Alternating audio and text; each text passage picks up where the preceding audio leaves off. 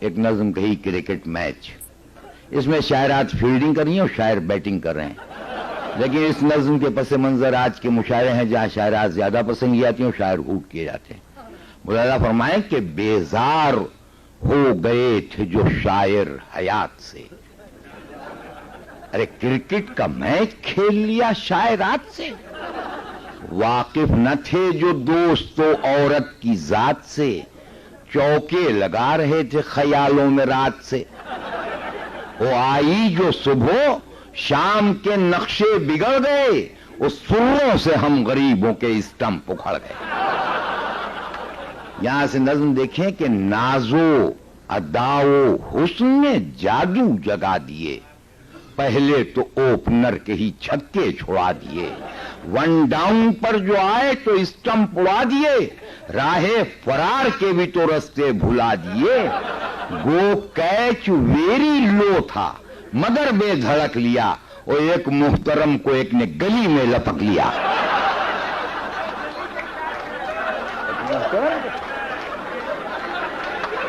ایک نے گلی میں لپک لیا، کیا کیا بیان کیجئے ایک ایک کا بات پن، جلوہ فگن زمیں پتھی تاروں کی انجمن، حسن و شباب و عشق سے بھرپور ہر بدن، وہ شاعر پویلین میں تھے پہنے ہوئے کفن، ارے جتنی تھی بیوٹی فل وہ سلپ پر گلی پر تھی،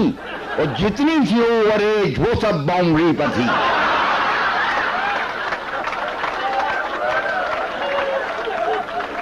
جتنی تھی بیوٹیفل وہ سلپ پر گلی پر تھی، اور جتنی تھی اوور ایج وہ سب باؤنڈری پر تھی، پریوں کے جس طرح سے پرے کوہ قاف پر، ایک لانگ آن پر تھی تو ایک لانگ آف پر، ایک تھی کور میں ایک حسینہ مڈ آف پر، اور جو شارٹ پچ تھی گیند وہ آتی تھی ناف پر، جو شارٹ پچ تھی گیند وہ آتی تھی ناف پر، اور ٹھہرے نہ وہ کریز پا، جو تھے بڑے بڑے اور مجھ جیسے ٹیم ٹام تو وکٹوں پر پھٹ پڑے، مجھ جیسے ٹیم ٹام تو وکٹوں پر پھٹ پڑے، اور شاعری سے بھرپور بند کہ وہ لال گیند پھول ہو جیسے گلاب کا، جس طرح دست ناز میں ساغر شراب کا، سایہ ہوا میں ناچتا تھا آفتاب کا، اور بمپر میں سارا زور تھا حسن و شباب کا،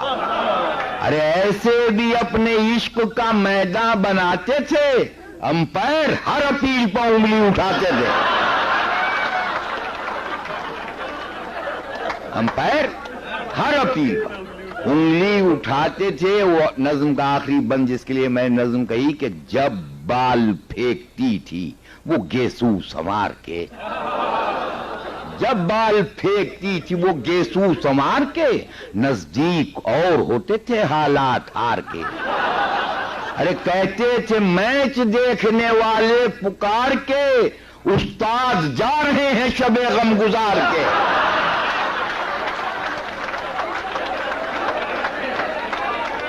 استاد جا رہے ہیں شب غم گزار کے، استاد کہہ رہے تھے کہ پھٹکار میچ پر، اور دو دو جھپٹ رہی ہیں شریفوں کے کیچ پر۔